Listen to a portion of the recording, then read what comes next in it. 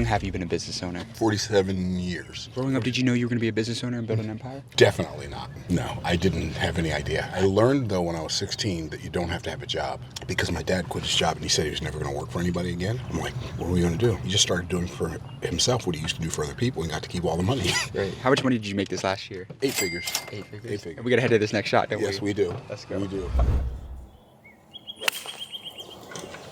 We're on a golf course right now. Yep. This is a playground for a lot of millionaires and billionaires. For real. Yeah.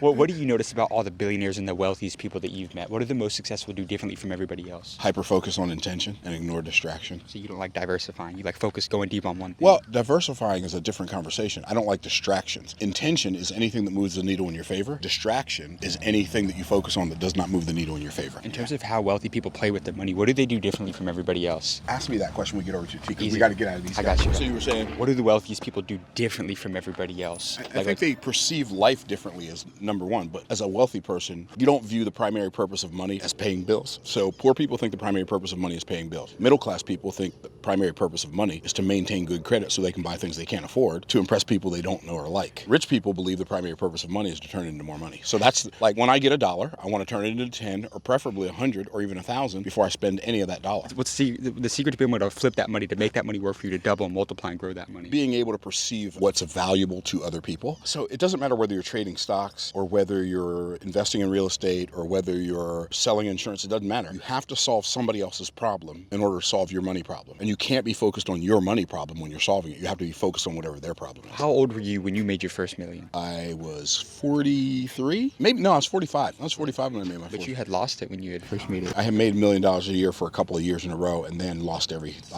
all my money. Why did you lose everything? We just had a whole series of tragedies. Sometimes life comes at you fast. And I upgraded my lifestyle way too soon when I first started making money. But when you first start making 30, 40, 50,000 a month, you think you're a big baller, or right. 80,000 a month, 100,000 a month. You think, oh man, we're making so much money, it'll never run out. But the scripture says, when riches increase, so do they that consume them. What industry would you get into right now? Something to do with AI. Really?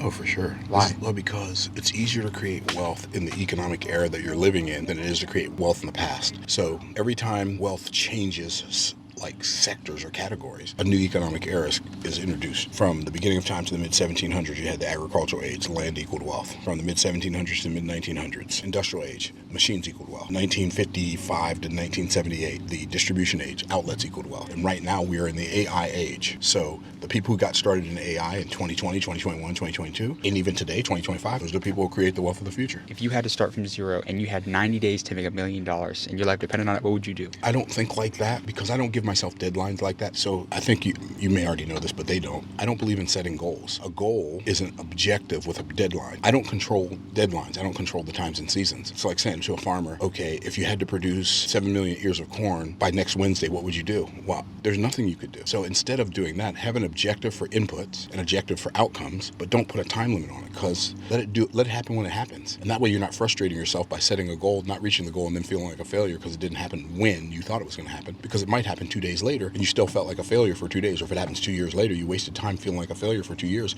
and that feeling like a failure for 2 years might even cause you to quit. Are you a good salesman? Without sounding braggadocious, one of the best in the world. One of the best in the world. So what's the one thing that you do differently from 99% of other salesmen that's enabled you to become part of that top 1%? I only sell people things they desire to buy. So do you think a lot of people that they sell bullshit that people don't need? I would never phrase it like that because I don't use profanity. I think a lot of people want people to buy stuff simply because they're selling it. I only want people to buy things that they already want to buy. See, most people are looking for somebody to sell their stuff to so they can make some money. I believe that there are already millions of people in the world who would love to buy what you'd love to sell if they only knew you existed. So instead of trying to find somebody to sell something to because you have something for sale, make yourself findable for people who want to buy what you already want to sell. Make selling really easy. Did you come from a rich family? Do you mean rich in money? Because the answer to that would be absolutely not.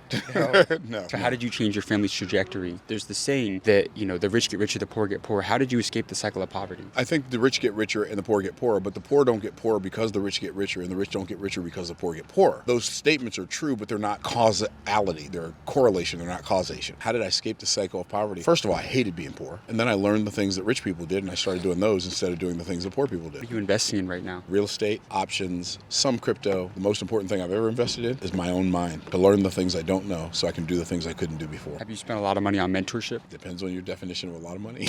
Yeah. I haven't spent nearly as much as I've made. Right.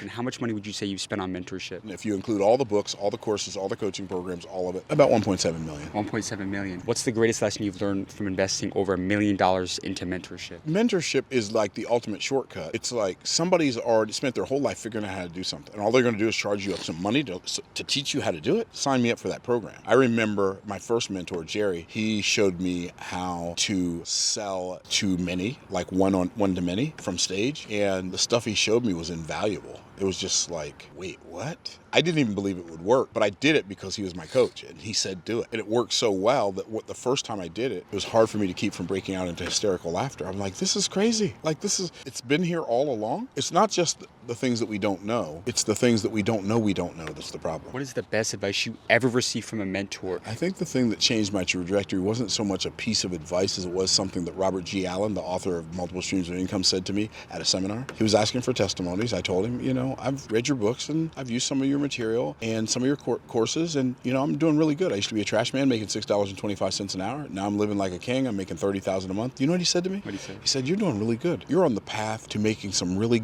big money. And he said that to me in front of like 700 people. And the first thought was, did he just diss my $30,000 a month in front of 700 people? My second thought was, wait, there's a level where $30,000 a month is not a lot of money? Oh, let me get to that level. How do you define sales? I just define sales as uncovering the value of what I have to offer so well that people are happy to exchange the money they have in their pocket for the value I've revealed. So most people, they think of selling as talking somebody into buying something they don't want, don't need, and can't afford, right? Because they don't see selling the way I do. If somebody says no to their offer, the first thing they do is lower their price. But I recommend, instead of lowering your price, why not just raise the value? Like, offer them more value, and then people will be happy to pay for it. And what's the most amount of money that you made in a single day? Most amount I've ever made in a single day, probably $5.5 million.